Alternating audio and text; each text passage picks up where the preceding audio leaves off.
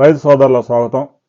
సహజంగా రైతులు విత్తనాలు కొనే దగ్గర నుంచి అనేక చీడపీడలను ఎదుర్కొని పంట దిగుబడి తీసే వరకు మధ్యలో తుఫాన్లు, వరదలు, కరువు కాటకాలు వీటన్నిటిని అధిగమించి పంట దిగుబడి వచ్చే సమయంలో అడవి జంతువులు దాడి చేసి పంటలను నాశనం చేస్తూ ఉంటాయి.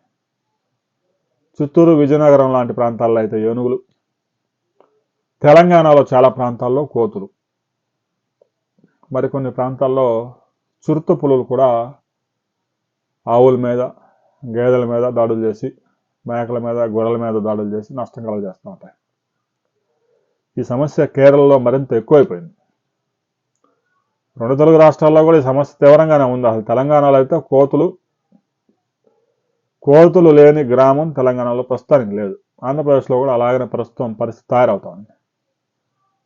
వాటిని అదుపు చేసే వ్యవస్థ లేదు, కుటుంబ నియంత్రణ లేదు, ఇష్టం వచ్చినట్టు గుంపులుగా పెరిగిపోతా ఉన్నాయి కోతులు. జనం భయభ్రాంతులకు గురవుతా ఉన్నారు. ప్రభుత్వాలు కోతులను, కుక్కలను కూడా అదుపు చేసే పరిస్థితుల్లో ప్రభుత్వాలు లేవు. ఎందుకంటే సుప్రీంకోర్టు జంతువుల్ని వాటిని చంపేస్తామంటే సుప్రీంకోర్టు ఊరుకోదు. మరి వాటిని పట్టుకొని కుటుంబ నియంత్రణ చేయడం సాధ్యం కాదు. కోతలను తీసుకెళ్లి 60 కిలోమీటర్ల అవతల వదిలిపెట్టినా కూడా వదిలేసిన వాడి కంటే ముందే వచ్చి మళ్ళీ సేమ్ ప్లేస్లో ఉంటున్నాయి. ఒక 40 కోతలు పట్టుకొని ఒక 60 కిలోమీటర్ల అవతల వదలాలంటే 2 లక్షల రూపాయలు ఖర్చు అవుతా ఉంది. సరే, ఈ సమస్య ఇక్కడ పరిష్కారం అయితే మరలా అక్కడ వదిలిన దగ్గర అక్కడ కూడా పరిష్కారం అవుతుందా? వాడేదో అడవిలో వదిలేస్తుందని చెబుతాడు. అడవిలో వదిలితే అడవిలో ఉండవు, ఆహారం ఎక్కడ వదిలితే అక్కడే ఉంటాయి. కేరళలో ఈ సమస్య మరింత ఎక్కువైపోయింది. అడవులు తగ్గిపోవడంతో అడవి జంతువులన్నీ గ్రామాల మీద పడతా ఉన్నాయి. గ్రామాల మీద, ఇళ్లలో కూడా దూరుతా ఉన్నాయి చిరుతపులులు, వెలుగుబంట్లు. ఇవన్నీ ఆత్మరక్షణలో కొంతమంది రైతులు వాటిని చంపేస్తా ఉన్నారు. వారి మీద జైలు శిక్ష పడతా ఉంది, ఒక్కో రైతుకి 20 సంవత్సరాల పాటు.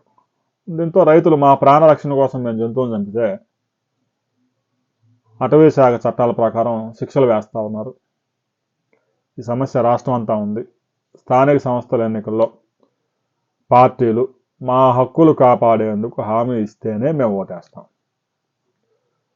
సహజంగా ఏదైతే ఫారెస్ట్, అటవీ ప్రాంతంలో రిజర్వ్ ఫారెస్ట్గా ప్రకటించిన ప్రాంతాల్లో జంతువులను వేటాడితే నేరం.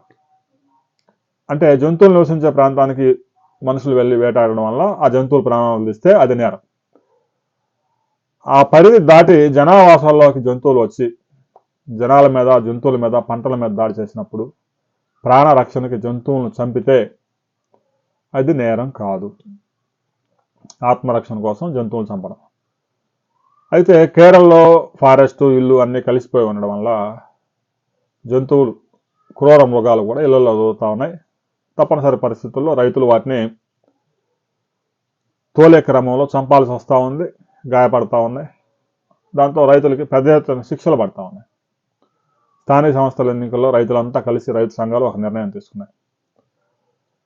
మాకు మీరు గనక రక్షిస్తాము, మేము రైతుల్ని పరిరక్షిస్తామనే హక్కు పత్రంపై సంతకం చేయకపోతే మేము ఓటు వేయము అని హుకుం జారీ చేశారు. దీంతో ఆ రాజకీయ పార్టీల నుంచి పోటీ చేస్తున్నటువంటి, సహజంగా స్థానిక సంస్థల్లో రాజకీయ పార్టీలకు సంబంధం ఉండదు కానీ పేరుకే పోటీ చేసేవాళ్ళు ప్రతి వాడు ఏదో ఒక రాజకీయ పార్టీ నుంచే ఉంటారు.